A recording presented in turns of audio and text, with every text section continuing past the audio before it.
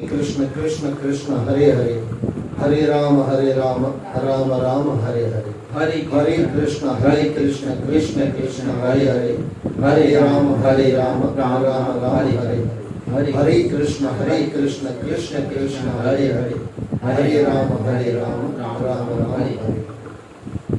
सृष्टि के रचनाकार परमात्मा अकाल पुरख महाकाल के चरणों में बारंबार मेरी नमस्कार। सृष्टि के मालिक गुरु परंपरा गुरु पद और सभी गुरुओं के चरणों में यानी सृष्टि के मालिकों के चरणों में बारंबार मेरी नमस्कार। सभी के माता पिता, आप सभी के माता पिता के सब चरणों में और सभी के माता पिता के चरणों में बारंबार मेरी नमस्कार और आप सभी के चरणों में बारंबार मेरी नमस्कार। और आप सभी को प्यार भरी सतनाम साखी, सतनाम साखी, सतनाम साखी। जय जय श्री राधे, जय जय श्री राधे, जय जय श्री राधे।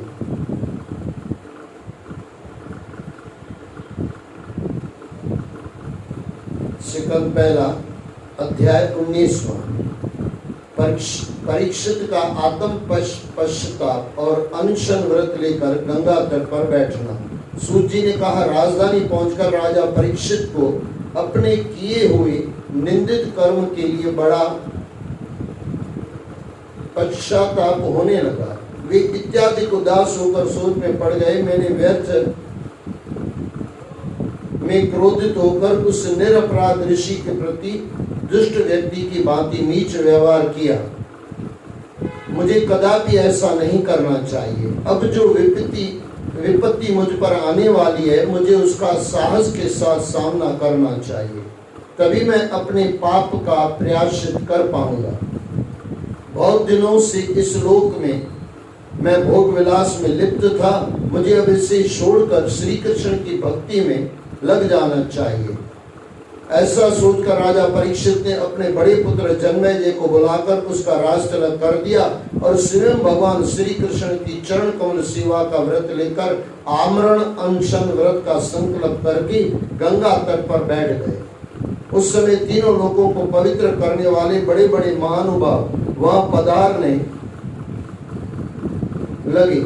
महर्षि अत्रि, वशिष्ठ, विश्वामित्र, च्यवन ऋषि, अरष्टनेमि, भृगु, अंगिरा, पराशर, परशुराम, मेघातिथ, देवल, भारद्वाज, गौतम, पिपलाद, मैत्रेय,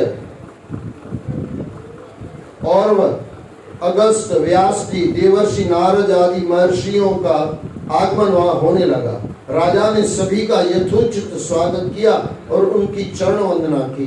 राजा परीक्षित ने उन्हें आसन देकर प्रार्थना की, ये ऋषिवर, मेरा समस्त राजाओं में परम सौभाग्य है कि मुझे आपके साहचर्य और कृपा का अवसर प्राप्त हुआ है। आप सभी ब्राह्मण पुत्र के शाप के कारण मुझे धैर्य बंधाने के लिए आप सभी ब्राह्मण पुत्र के श्राप के कारण मुझे धैर्य बंधाने के लिए यहाँ उपस्थित हुए हैं।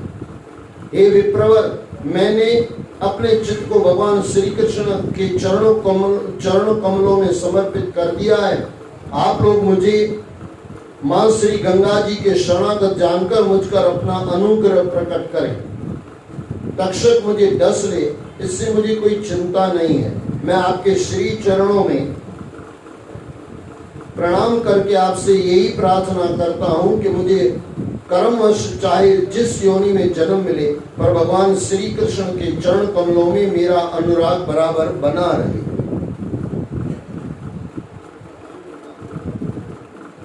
जगत के सभी जीवों के प्रति मेरे मन में मैत्री भाव बना रहे। आप सभी मुझे ऐसा आशीर्वाद देने की कृपा करें, मेरा मन पुनः ऐसे दुष्कर्मों में न लगे। सूत जी ने कहा, पृथ्वी के सम्राट को इस प्रकार आमरण अनशन करते देखकर स्वर्ग लोक से देवगण उन पर पुष्प वर्षा करने लगे। सभी उपस्थित ऋषि मुनियों ने राजा परीक्षित की मुकत कंठ से प्रशंसा की। उन्होंने कहा, हे राज्य शिरोमणि, भगवान श्री कृष्ण के गुणों से प्रभावित हो उनकी सेवा में अनुरक्त होना पांडुवंशियों का स्वभाव है। आपके लिए राज्य मोह को छोड़ देना कोई आश्चर्य की बात नहीं है। हम सभी तब तक यहीं रहेंगे जब तक आप अपने इस नश्वर शरीर को त्याग कर भगवान के श्री धाम नहीं चले जाते।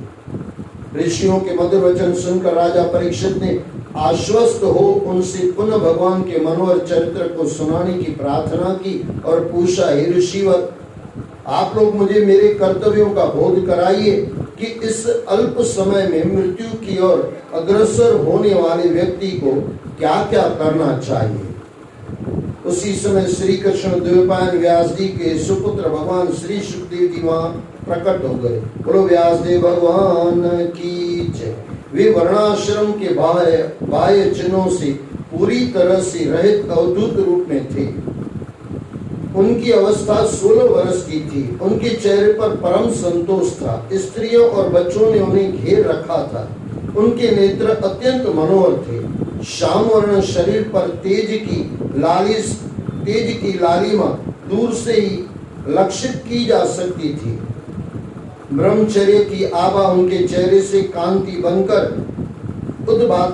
उद्भासित हो रही थी। उनका सारा शरीर अत्यंत सुकुमार था। लंबी लंबी भुजाएं, सिर पर घुंघराले बाल, चौड़ी उभरी हुई छाती, भंवर के समान गहरी नाभि, दिगंबर वेश, चित्त को हरण करने वाला सौंदर्य, होठों पर मंद मंद मुस्कान, नंगे पैर वे बिना किसी आडंबर के सहज भाव में स्थित वहां आकर खड़े हुए। राजा परीक्षित ने अतिथि रूप में पधारे श्री सुखदेव जी को शीश झुकाकर प्रणाम किया। उसके साथ ही अन्य ऋषिगण भी उन्हें सम्मान देने के लिए उठ खड़े हुए थे।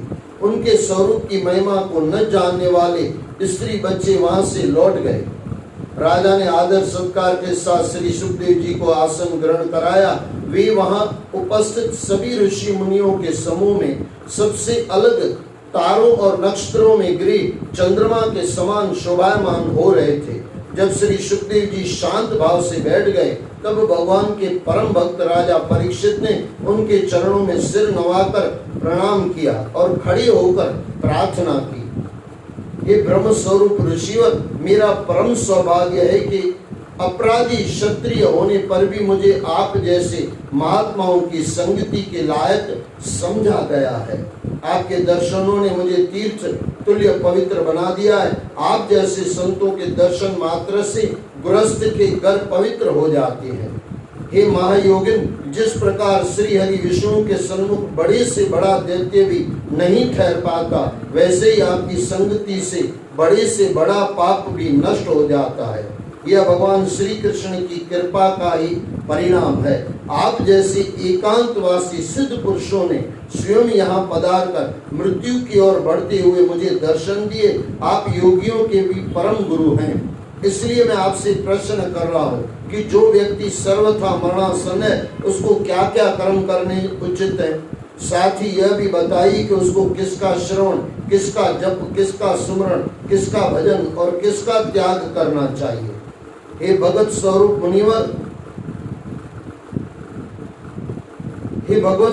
मुनिवर, आपका दर्शन अत्यंत दुर्लभ है, क्योंकि जितनी देर गाय दुही जाती है, आप उतनी देर भी किसी गृहस्थ के घर नहीं ठहरते।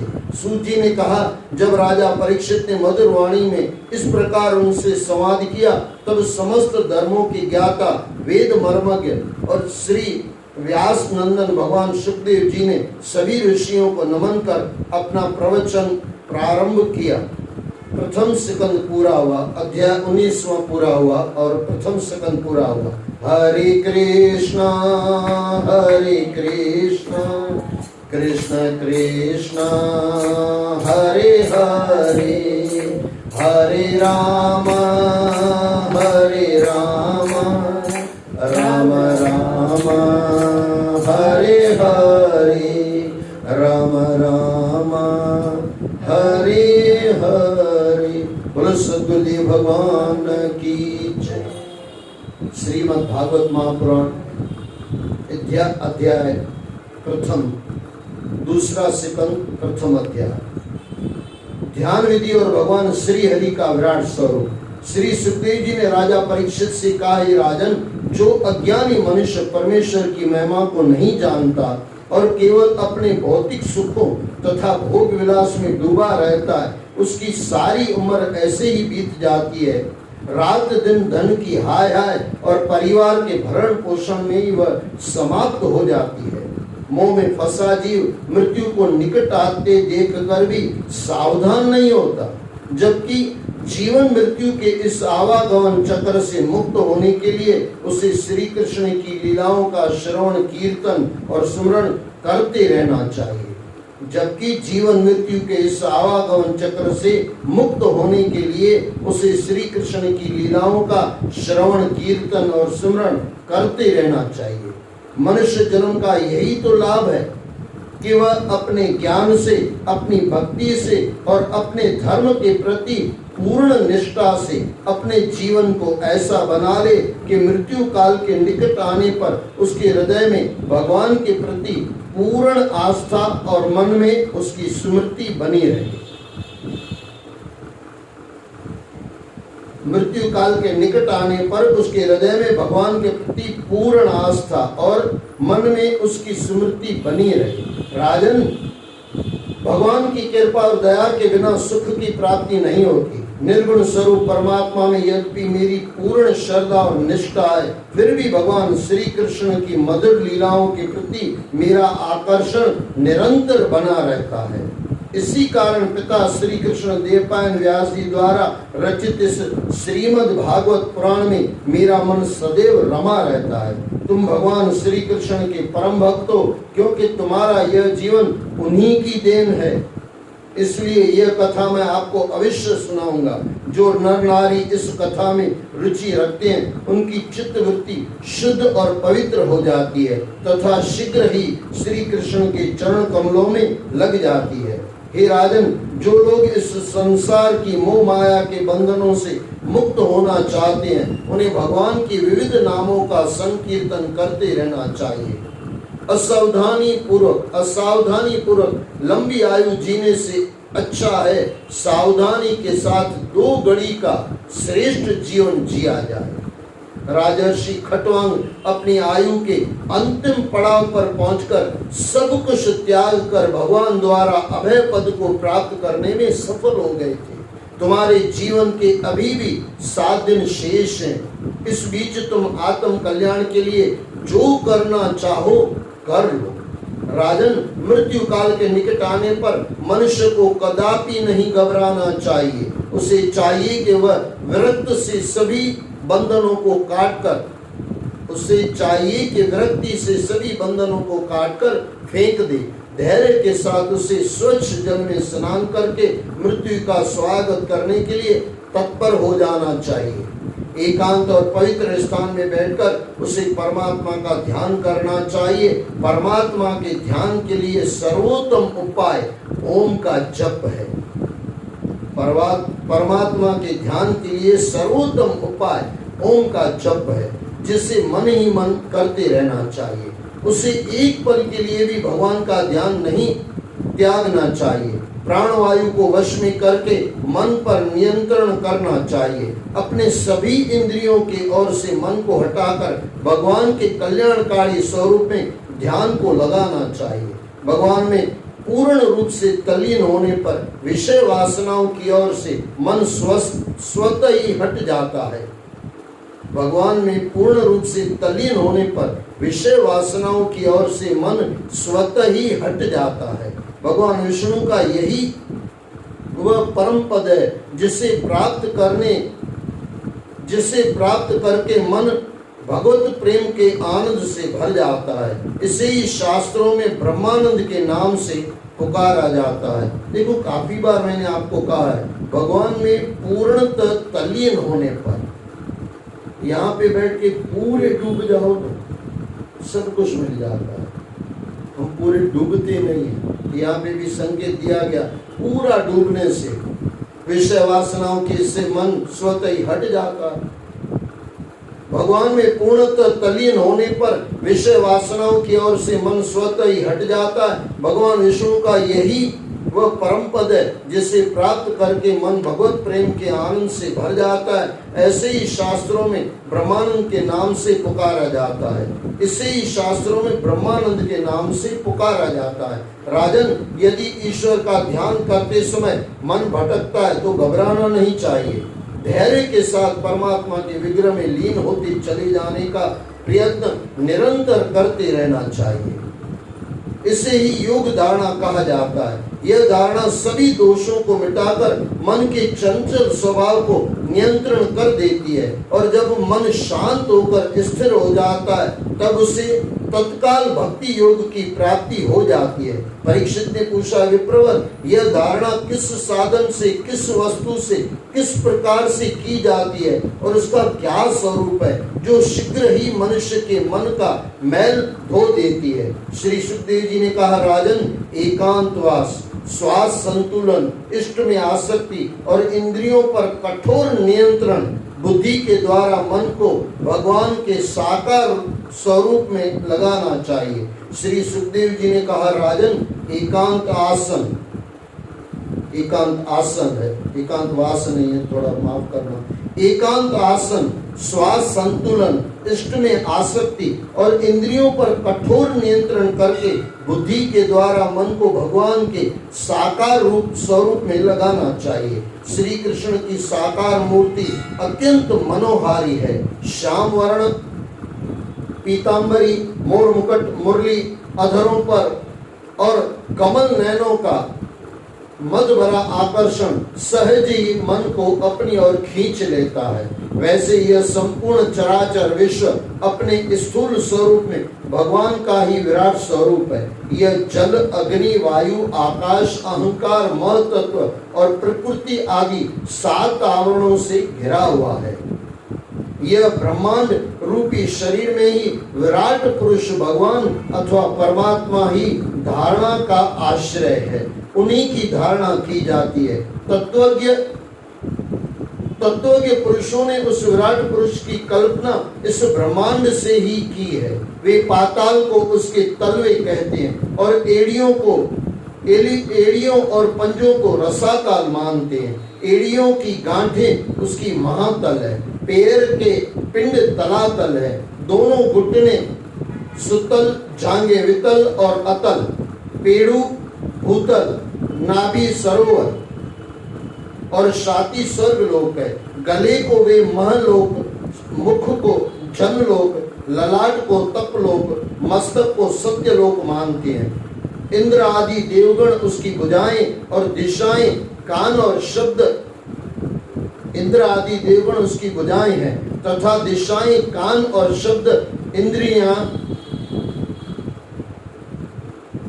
इंद्र आदि देवगण उसकी भुजाएं हैं तथा दिशाएं, कान और शब्द श्रवण इंद्रियां है। दोनों अश्विनी कुमार उसकी नासिका के छिद्र हैं। गंध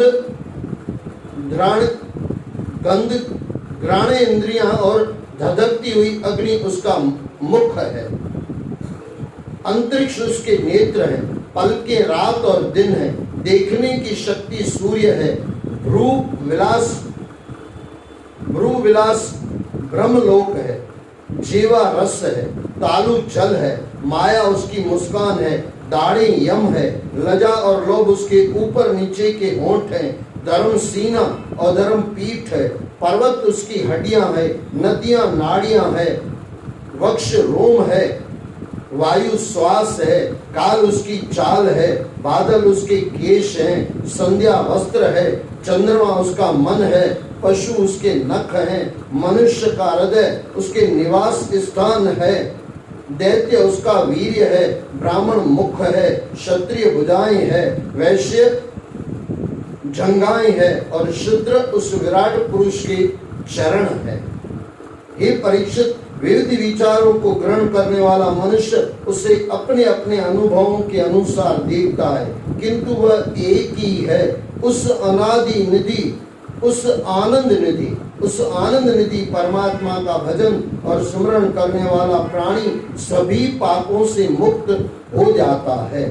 उसके अतिरिक्त संसार की भौतिक वस्तुओं में आसक्त होने वाला मनुष्य पतन के गर्त में गिर जाता है। उसके अतिरिक्त संसार की भौतिक वस्तुओं में आसक्त होने वाला मनुष्य पतन के गर्त में गिर जाता है। अध्याय 2 भगवान का स्थूल और सूक्ष्म रूप तथा मुक्ति का साधन। सुखदेव जी ने कहा, राजन, परमात्मा का ध्यान करने के लिए 2 मार्ग है। पहला मार्ग तो यही परमात्मा का विराट रूप है जो संपूर्ण ब्रह्मांड में अव्यक्त रूप से छाया हुआ है। यह धरती, यह आकाश, यह चांद, यह सितारे, यह सूरज, यह पवन, यह सागर, यह अंतरिक्ष सभी उस परमपिता परमात्मा के अंग हैं। प्राणी मात्र में जो जीवन शक्ति विद्यमान है वही सूक्ष्म रूप में परमात्मा का अंश है। प्राणी मात्र में जो जीवन शक्ति विद्यमान है वही सूक्ष्म रूप में परमात्मा का अंश है। इस रूप को वही व्यक्ति पा सकता है जिसका मन सांसारिक मोह माया के बंधनों से विरक्त हो चुका है। तभी उसका ध्यान उस नारायण की ओर लग पाता है। जो लोग ज्ञानी हैं, बुद्धिमान हैं, वे 8 पैर हरि चरणों में ध्यान लगाकर सांसारिक प्रपंचों और नित्य प्रति के व्यवहारों से दूर हो जाते हैं।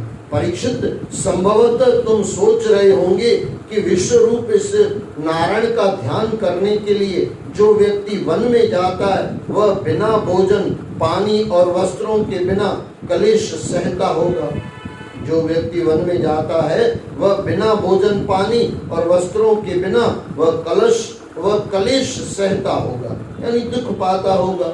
उस समय उसका मन परमात्मा के भजन पूजन में किस प्रकार लगेगा। परंतु नारायण तो सबके पालन करता है।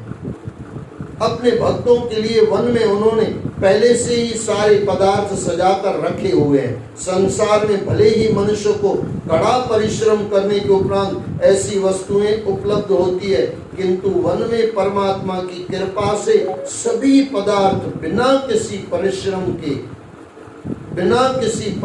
के ही प्राप्त हो जाते हैं। सोने के लिए धरती, तकिए के लिए कुहानी यानी हाथ का कुहनी, खाने के लिए फल मेवे, प्रयोग में बर्तनों की जगह 2 हाथ, न संग्रह करने की जरूरत, न चोरी चकारी का डर। और क्या ले जाएगा, हाथ काट के थोड़ी ले जाएगा, क्या ले जाएगा, धरती ले जाएगा क्या, कुछ नहीं ले पाएगा। जितना चाहो उतना उपलब्ध, जितना चाहो, जितना फल खाना है खाते रहो, जितनी धरती चाहिए सोते रहो। पहनने के लिए वृक्षों की शाल और पत्तियां, जिसके न खोने का डर न फटने का। फट भी जाए तो दूसरी पत्तियां पड़ी हुई है, लगा दो। जितने कपड़े पहनने हैं पहन लो, रोज नए नए पहन लो, 1-1 घंटे में बदलते रहो। लेकिन जो परमात्मा में लगा हुआ होता है उसको ये सब चीजों में ध्यान ही नहीं जाता। पहनने के लिए वृक्षों की शाल और पत्तियां, जिसके न खोने का डर न फटने का। प्रकृति के मध्य शरीर की प्रतिरोधक शक्ति इतनी अधिक बढ़ जाती है कि सर्दी, गर्मी और बरसात का उसके ऊपर कोई प्रभाव नहीं पड़ता। अधिक सर्दी सताए तो लकड़ जलाकर आग की सेक और शरीर की धूनी की राख मलने से ही काम चल जाता है। अधिक सर्दी है, 2 डालियां काट ली और वो अग्नि जला दो, हो गई गर्मी। सब कोई स्वेटर वेटर पहनने की जरूरत ही नहीं, सब यहाँ पे है, वहाँ पे सब फ्री में। अधिक सर्दी सताए तो लकड़ जलाकर आग की सेक और शरीर पर धूनी की राख मलने से ही काम चल जाता है। और गर्मी सताए तो घने वृक्षों की शीतल छाया। गर्मी अगर सताए पेड़ के नीचे बैठ दो। ये तो मेरा भी अनुभव है।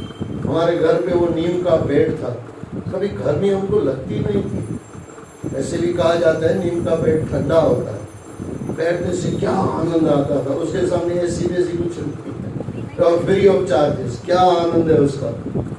जलाशयों और नदियों का स्वच्छ शीतल जल, सुगंधित ठंडी हवा, बरसात में वर्षा से बचाव के लिए गुफा, कंदराएं और घने वृक्षों के झुरमट।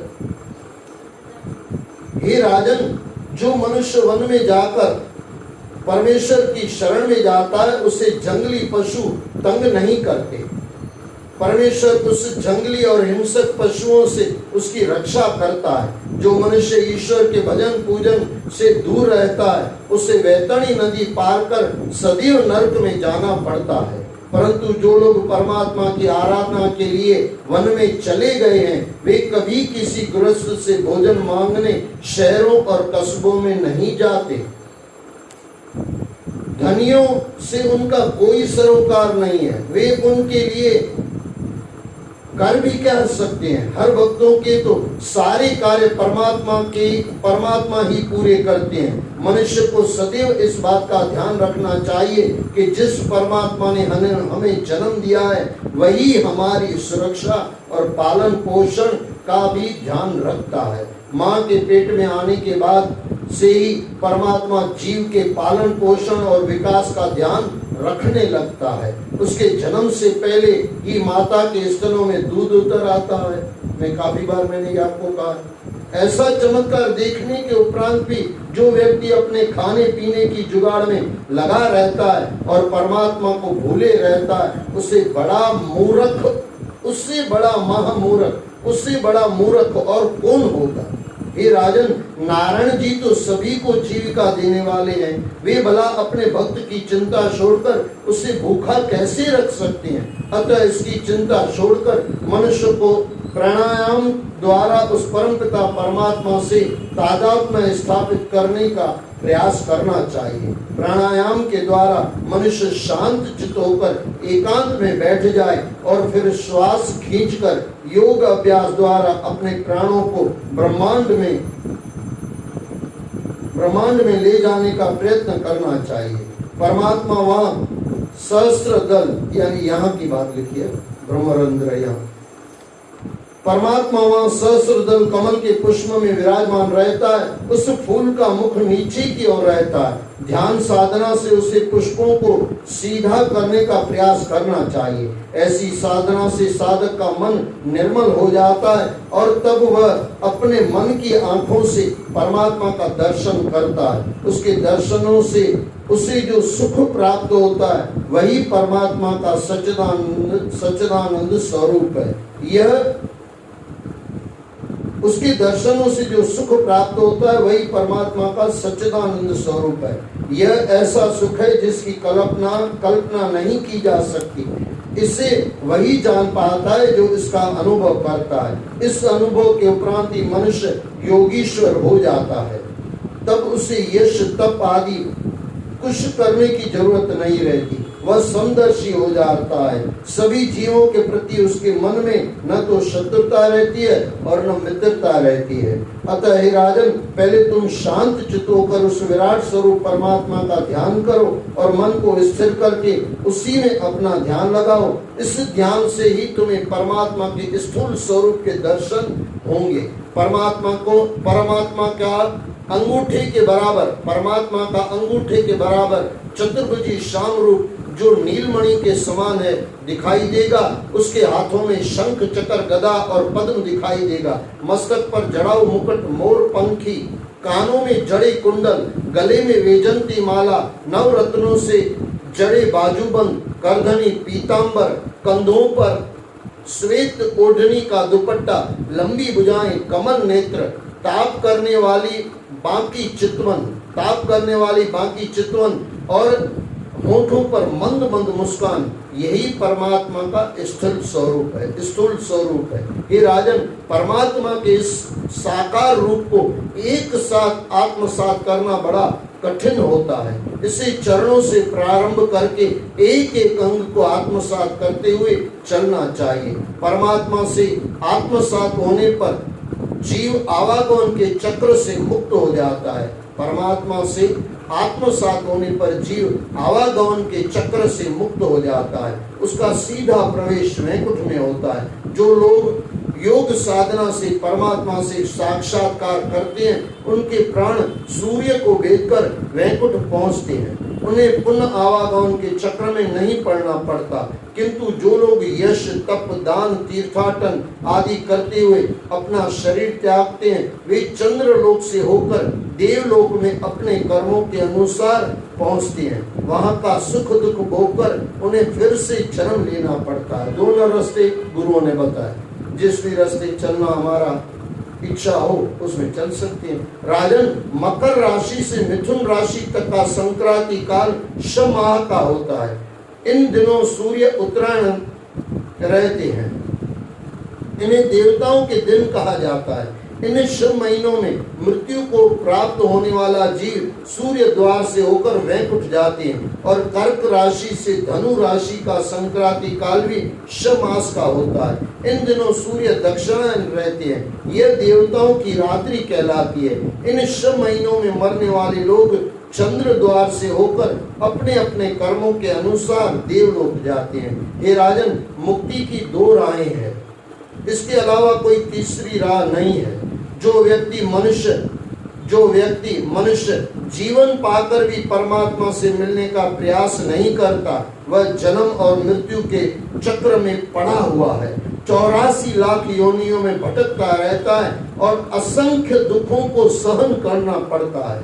वह संसार में बार बार आता है और मोह माया के बंधनों में पड़कर पछताता रहता है और नष्ट होता रहता है। उसे सदैव यह ध्यान रखना चाहिए कि प्रत्येक पल के साथ उसकी आयु क्षीण होती जा रही है, आयु कम हो रही है। उस दिन भी मैंने आपको कहा था, पल पल आयु क्षीण हो रही है, कम हो रही है। इसलिए जो भी समय उसके पास है उसे वह परमात्मा के स्मरण में लगाए। और जो मनुष्य ईश्वर का भजन नहीं करता वह पशु के समान है। जो मनुष्य परमात्मा को अल्प समय में भी सुमरण करता है, परमात्मा उसे अवश्य मुक्ति देते हैं। जो मनुष्य अल्प समय भी, यानी थोड़ा समय भी, जो मनुष्य परमात्मा को अल्प समय में भी स्मरण करता है, परमात्मा उसे अवश्य मुक्ति देते हैं। ये गारंटी दी गई है, अवश्य मुक्ति देते हैं। श्री कृष्ण ने गीता में कहा है, जब मनुष्य रोगग्रस्त होकर किसी से मिलन की इच्छा लेकर किसी कार्य की सिद्धि अथवा बिगड़ा काम बनाने की लालसा से और किसी वस्तु को पाने की अभिलाषा से मुझे स्मरण करता है, तथा ज्ञानी जब मुझे पहचान लेते हैं, तब मैं उनसे प्रसन्न होकर उनका अभिष्ट पूरा करता हूँ। अतः हे परीक्षित, तू अपने मन में किसी प्रकार भी संदेह मत कर, परमात्मा का स्मरण कर। इन 7 दिनों में निश्चित रूप से तेरी मुक्ति होगी। मैं श्रीमद् भागवत की कथा कहता हूँ, तुम उसे चित्त लगा कर सुनो। अध्याय 2 समाप्त हुआ। सिकंद 2, अध्याय 2, सिकंद 2 चालू रहेगा, अध्याय 2 समाप्त हुआ। हरे कृष्णा कृष्ण कृष्ण हरे हरे, हरे राम राम राम हरे हरे, राम राम हरे हरे, राम राम हरे हरे। जय जय श्री राधे, जय जय श्री राधे, जय जय श्री राधे। सिकंद 2 चलता रहेगा, अध्याय 2 समाप्त हुआ। बोलो सतगुरुदेव भगवान की जय, भागवत पुराण की